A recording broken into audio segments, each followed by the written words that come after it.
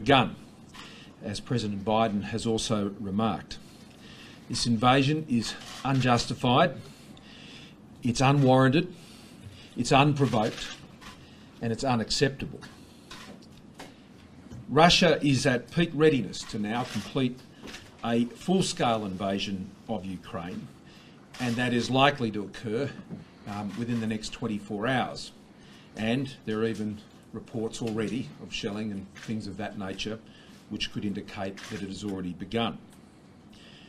My first thoughts are for all of the people of Ukraine and for those many 38,000 Australians of Ukrainian descent who is here. I spoke to Stefan Romanin, who heads up the Ukrainian community here in Australia earlier today, and they're of course very concerned for their families, for their friends, and for their homeland, from where they have come from. And I'll have a bit more to say about how we'll be seeking to provide support to them.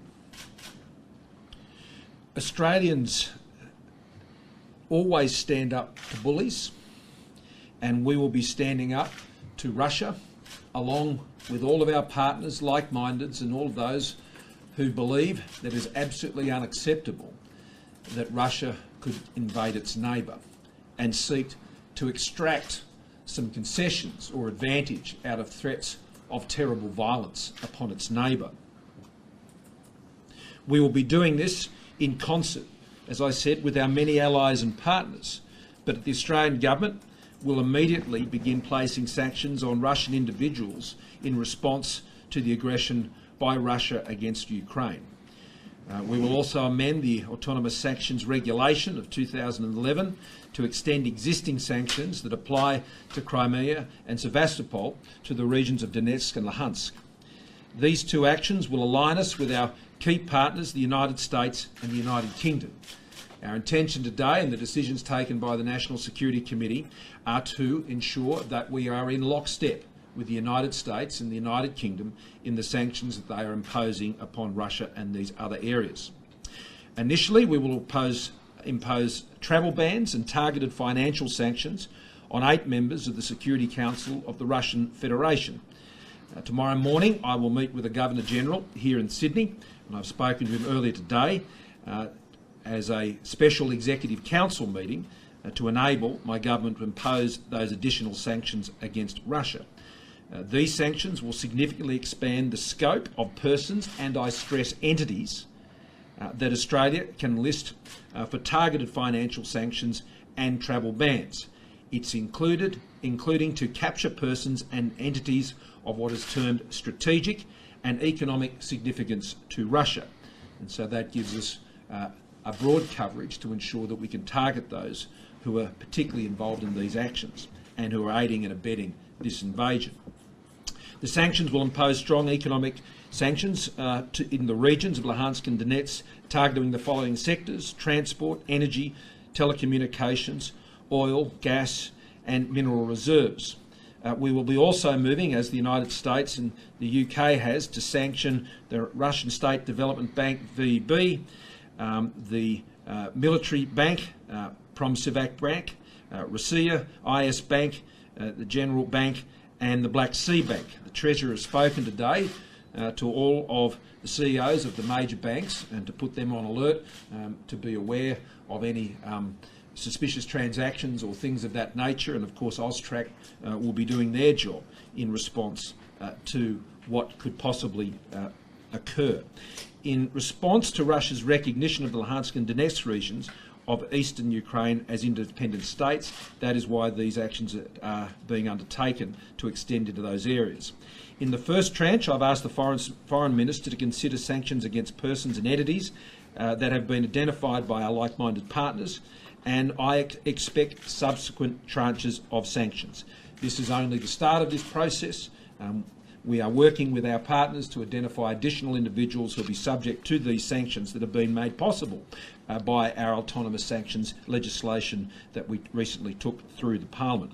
The Security Council of Russia provided policy advice and justification to President Putin, which led to his presidential decree of 21 February, recognising the so-called Donetsk People's Republic and the Luhansk People's Republic. Moscow's decision fundamentally undermines Ukraine's sovereignty and territorial integrity, and it has no validity under international law. Our government continues to coordinate closely with the United States, UK and European Union and other governments to ensure there are severe costs to Russia's aggression. And we won't hesitate to take further actions under those regulations that I have set out. Now, in addition to that, Australia has been stepping up our preparedness in order to take these actions. There is a consultation process that goes around these sanctions under the legislation, so we can fully understand supply chain impacts, and that is very important, as was the discussions with the banks by the Treasurer earlier today. But we have been stepping up our response, particularly in relation to counter-espionage, which we were briefed on today. Austrac, I've already mentioned, who work together closely with APRA to ensure that we're keeping a close watch on suspicious financial transactions. In addition to that, we have already been taking action on cyber defences, and that has been done privately already with many companies, alerting them to the risk of potential counter-responses by Russia and other actors in response to these decisions. There is no evidence that any such attacks have taken place to date, I'm advised, but we are now publicly saying right across the country to go to the ASD website so you can be clearly informed of the steps that you should be taking to ensure that you are protected as best as you can be from any cyber attacks. In terms of consular support, we will continue to provide that. We believe up to around 1,400 Australians who are in Ukraine. There is 184 who have registered and we're dealing with directly, and we have been warning them for some time now to make their way out of Ukraine. And we are doing that out of a base in Poland and continuing to provide support to people inside Ukraine. I've also instructed today the Minister for Immigration to accelerate the conclusion of Ukrainian visa applications to Australia. They will go to the top of the pile, and I've asked for those to be concluded urgently. There are some 430, roughly, applications from Ukrainian citizens to come to Australia. They're across a range of different visa classes, student visas, family visas and others. And so I've asked for those to be concluded, so there's the opportunity for people who've been in that process to come to Australia. There are some 1,027 Ukrainians outside of Australia who have visas to enter Australia, and of course they would be welcomed. We will work very closely, especially with Poland, but other European partners, to deal with the likelihood of displaced persons coming into their countries. This is where we think we can provide some quite effective assistance. I'll be speaking next week to the Polish Prime Minister. I'll be speaking tonight to the Ukrainian Prime Minister and discussing these matters. We will be in a position there, as we have on many other occasions for displaced persons, in providing direct assistance in terms of where they will be, humanitarian support for where they will be. It is not always the case, and in fact it is less often the case, that people who are in these situations will seek safe harbour for a period of time before returning to their country of origin. At this stage, it is too uncertain to predict how long that could be or what circumstances will be.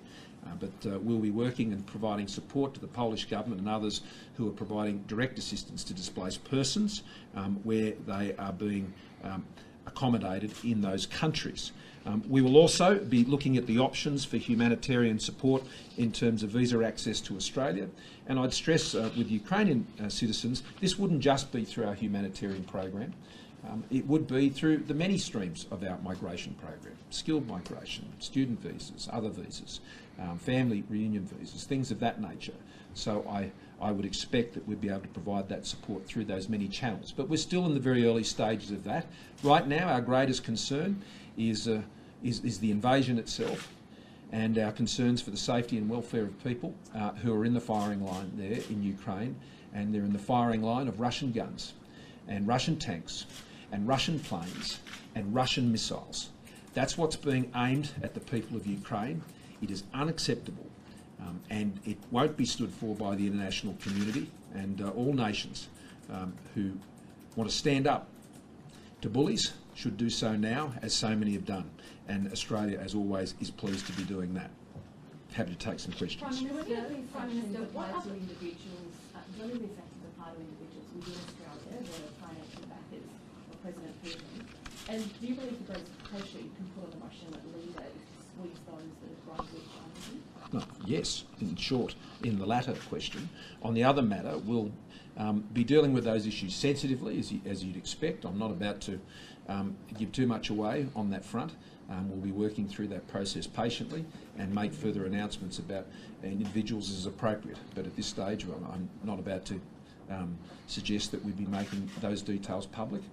But if we believe that's in Australia's national interest to do so, then we would. Prime Minister, apart from the potential for cyber attacks, is there any other forms of retaliation that Australia could face? Well, I think cyber is, one of the most obvious, and I'd stress that the cyber attacks can sometimes come from miscalculation and misadventure. We've seen that in the past, where cyber attacks have sought to let loose various worms, they call them, or viruses, and they get out of the control of those who put them in the system. And so it can be indiscriminate collateral impacts as well as targeted impacts. And so that is the primary issue, but I've already mentioned that ASIO will be keeping a very close watch on any sort of espionage type activities that could be occurring.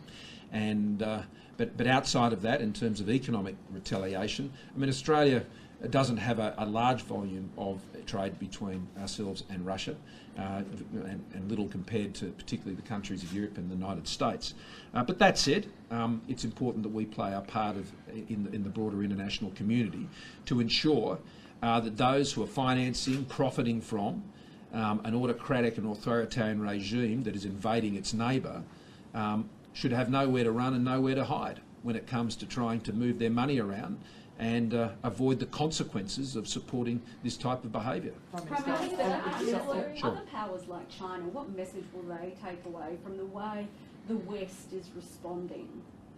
Well, I hope they join us. That's the message that I'm sending and have been sending for some time, and I have noted that China's language in the course of the past week has improved. But I'd welcome them going the full distance and joining ourselves and the United States and the UK and the EU and Canada and so many other countries that are announcing what is occurring there. And we can't have some suggestion that Russia has some just case here that they're prosecuting. They're behaving like thugs and bullies, and they should be called out as thugs and bullies.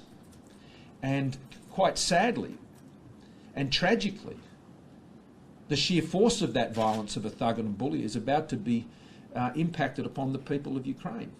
Now, it's at the last stage before a full invasion, and let's hope and pray that that does not happen. But all the signs are that once they have built to a peak of military preparedness to invade, then it is only a matter of time before they have to walk away or follow through. And sadly, all the signs are that they would follow through. Prime Minister, what do you expect the I'll go around to everybody. What do you expect the economic consequences to be? Well, one former diplomat to Russia said the sanctions from 2014 have only impacted their economy about 0.2% of GDP each year.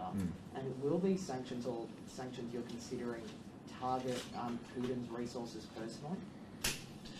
We are going to take this step by step.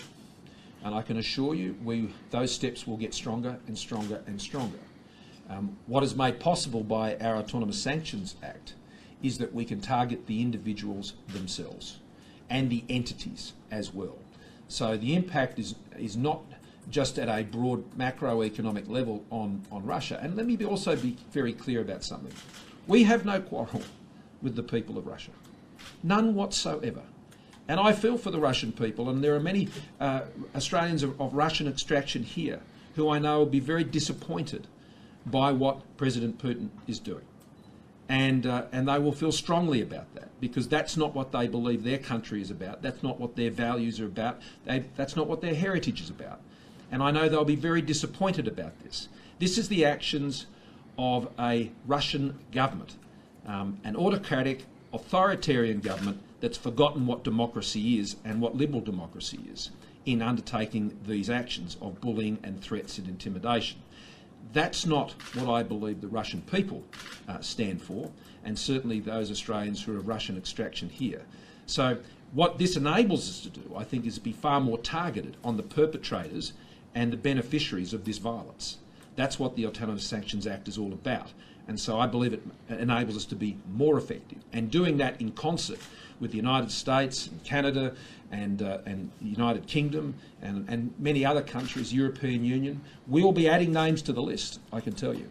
And we'll be ratcheting it up further to potentially other areas of economic activity. And would that be prudent? Sorry? Would that be prudent? I said we will continue to ratchet this up over time. So I'm not getting drawn on any individual decisions at this time. I think you'd understand that we would be proceeding in a sensitive way in terms of protecting the security of our actions. Are you ordering the Russian ambassador to leave, and is there any reason why representatives of the Putin regime should stay in Australia at the minute? Well, we haven't taken that step. The Russian ambassador, I understand, will be coming in to see the Secretary of the Department of Foreign Affairs and Trade today, Foreign Affairs and Trade. Equally, I should have noted the opposition is being briefed by the key officials who support the National Security Committee to their senior ministers this afternoon. But that step hasn't been taken as yet. Other countries, and I've discussed this with other leaders, they haven't taken those decisions as yet. But we will see where this proceeds. Prime Minister, you've said that we're taking this step by step. What's the worst case scenario? Where is this heading for Australia's response? Well, they'll be rolling and they'll be iterative, the sanctions that are imposed, not just by Australia but all countries around the world, and they will just keep stepping up. I mean, there must be consequences for Russia's actions, and those who perpetrate them, support those who perpetrate them, those who benefit from all of this must be targeted, isolated, and there must be consequences for this type of behaviour, because that should send a very strong message to any other bullies and thugs out there that this type of behaviour is not acceptable. Is the Australian Army being briefed? Well, they've been involved in everything that we're doing.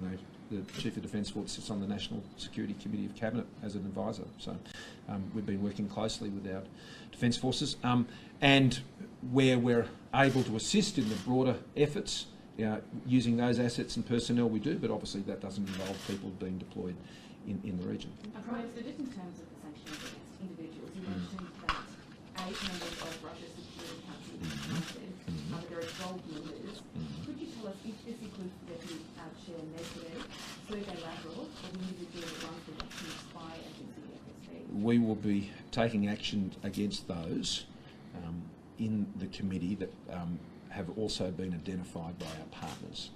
So we're still working through those processes now, and we're working in concert with the United States and the United Kingdom. Prime Minister, French President Emmanuel Macron has been in dialogue with Vladimir Putin to try and put Vladimir Putin off a full-scale invasion. Have you had a chance to speak with the French President, and do you support his intervention?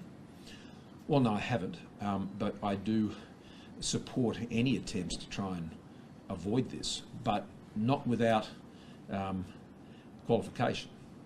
I mean, there cannot be any suggestion that concessions should be provided to a bully and a thug in return for not following through with threats of violence.